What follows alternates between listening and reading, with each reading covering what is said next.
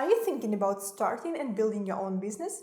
If so, there is one important step that will save you a lot of time and money and help you to avoid a lot of mistakes.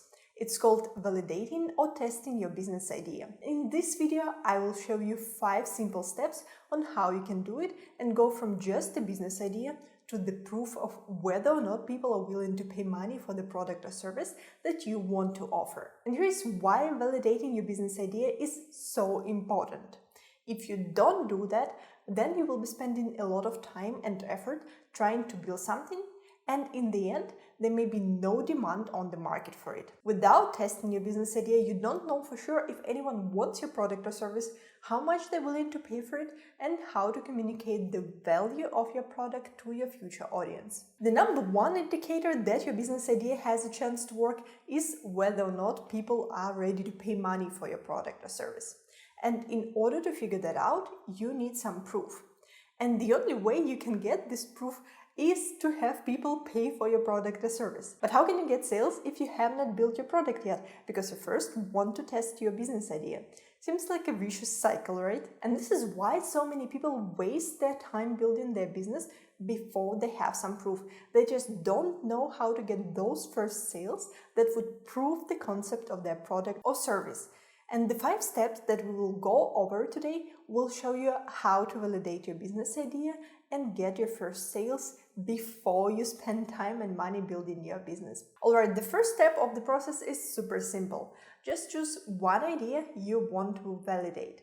Although this step is quite simple, it may seem challenging for people who have multiple ideas and cannot prioritize one of them. It's partially understandable. They don't know if any of their business ideas are going to work, so they don't want to put all eggs in one basket and to work only on one idea. They also may have the fear of missing out. They are scared that if they focus on just one idea, they will miss out on the potential payoff of other ideas that they have. However, at this stage, it's important to focus on one idea that you want to validate. It doesn't mean that you should forget about your other ideas. You just put them on pause for a couple of months and can go back to them later. So start by choosing that one idea that you want to validate, and then you can move to step number 2, which is clarifying the main result or outcome that your product creates for your customer. You don't need to figure out the details of your product. You just need to clarify what is the one main outcome that the buyer of your product is going to get. For example, if you're creating a painting course, the outcome that your students will get is that they will improve their painting skills. If it's a software for ads tracking, then the result will be more precise tracking, better ad performance, and optimized ad costs. Before we move to the next step of the validation process, give this video a thumbs up, subscribe to my channel, and don't forget to enable notifications to not miss out on the future content. Step number 3 of testing your business idea is that you need to talk to people who want this result to find out why they want it, how they describe their problems and desired outcome, and what's holding them back from achieving it already now. Don't overthink it. It's quite easy to do, and it serves 2 purposes.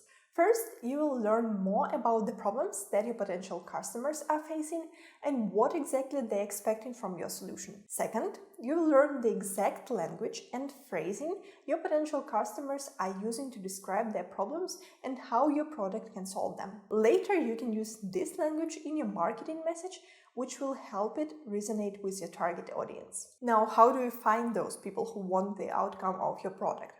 It's quite easy even if you don't have a following on social media. You can post on your personal social media profiles or in Facebook groups that are relevant to your product, saying that you're doing marketing research for that new product or service that you're going to offer.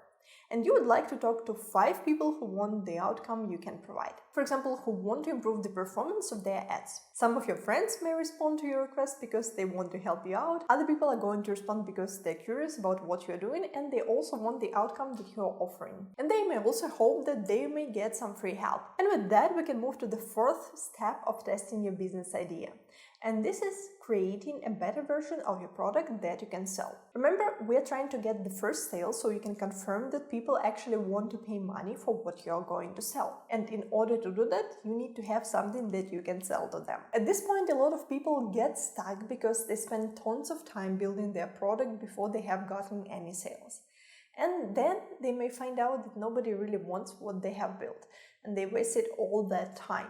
The solution to that is to create a minimum viable product, or an MVP. This is going to be the simplest version of your product you can create that still gives people that outcome that you identified earlier, but on a smaller scale. For example, when we launched our software, we also launched it as an MVP with the minimum amount of features that already provided our users with some value.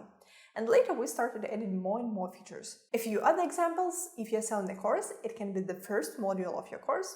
If you're selling a video editing services, it can be a simple version of your service package. After creating your beta product as quickly as possible, you're ready to launch it, which is step 5 of the validation process. Here we are not aiming to the maximum amount of sales.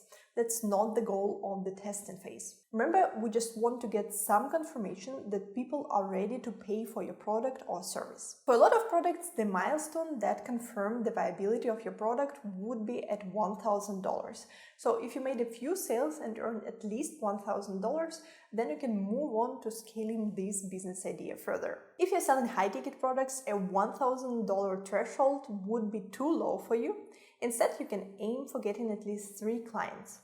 On the other hand, if you're selling a product with a low price, you can consider $20 your validation threshold. Now, you may be wondering how you're going to sell your product if you have just launched it.